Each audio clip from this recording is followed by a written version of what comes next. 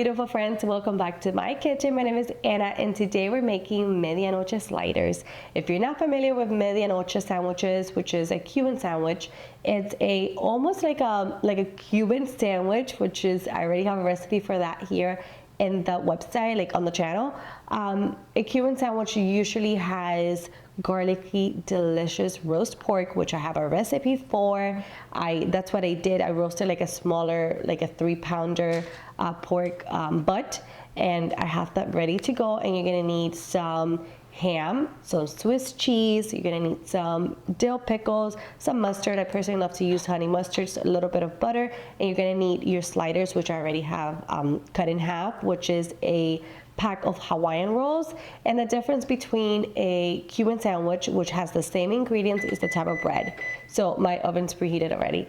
So the type of bread. For a Cuban sandwich, you use like a crusty Cuban bread, and for a medianoche, you use a sweet, soft, egg-based bread, such a kind of similar to like a challah bread. That's why the Hawaiian bread works beautifully in this recipe. And medianoche sandwiches get the name, which translates to midnight, because it used to be served around midnight at Cuban nightclubs back in the day. So that's how they got the name. So here's what I'm gonna do. I have some honey mustard. Like I said, this is my favorite type of mustard to use. Sometimes I use Dijon mustard and it also works beautifully. And I am going to spread some of this all over the bottom part of my dinner rolls. Oh, this is so yummy. You can add as little or as much as you like. And if you want the written recipe, you can go to my website, anitaslicesrecipes.com, and then you can find the amount for every single thing. There's also a link for it on the bio. Okay, I think this looks pretty good to me. And now I am going to add some ham. I like to use what's called an old-fashioned ham. I think it's the best, one of the best hams out there. It's not as sweet, it's more of like the savory side, but if you want to use sweet ham, you can also do that, or you can just use just simple like water ham. So you want to place your ham slices in a somewhat overlapping way, but at the same time you want to make sure that you have an even layer. I like to add some of my pork, and this pork is so perfect. It is fork tender, and even so that it's cold, it's still fork tender. Okay, so you just want to get pretty much as you want and just place it all over the top. And this sandwich is perfect for game day. I love to make this the day after Nochebuena, which is usually what we mostly celebrate in Cuba's household, is the night before Christmas. We have like a big party, and we always make pernil asado, which is like a bigger version of a roast, like Cuban style roast pork, and it's so good.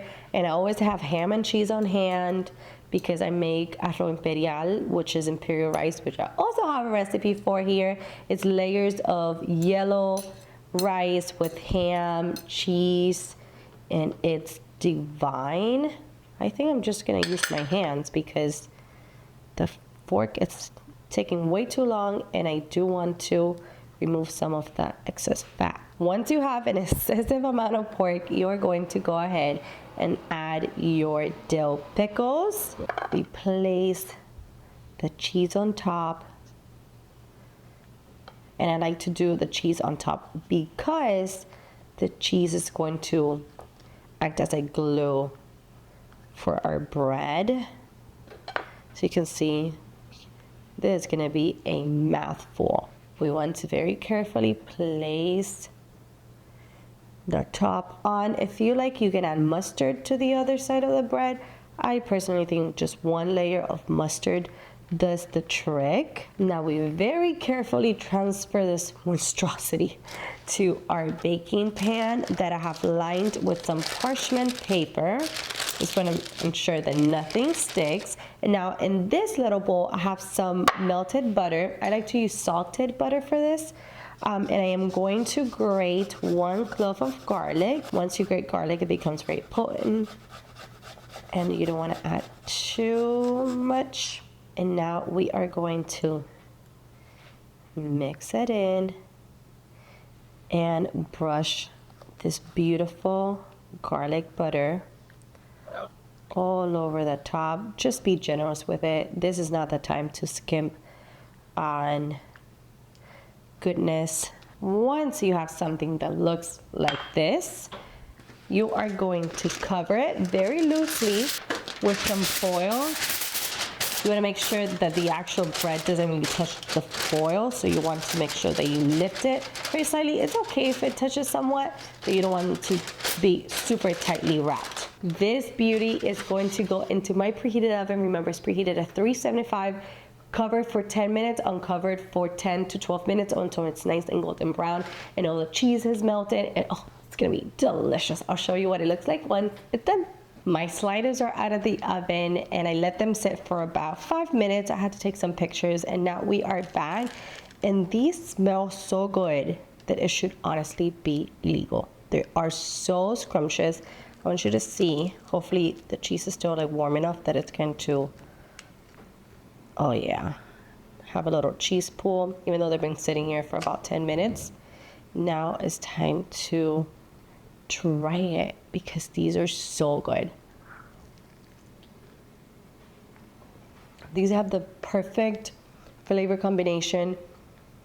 Nice little sweetness from the roll and the sweet mustard, the dill pickle, and the cheesiness from the Swiss cheese.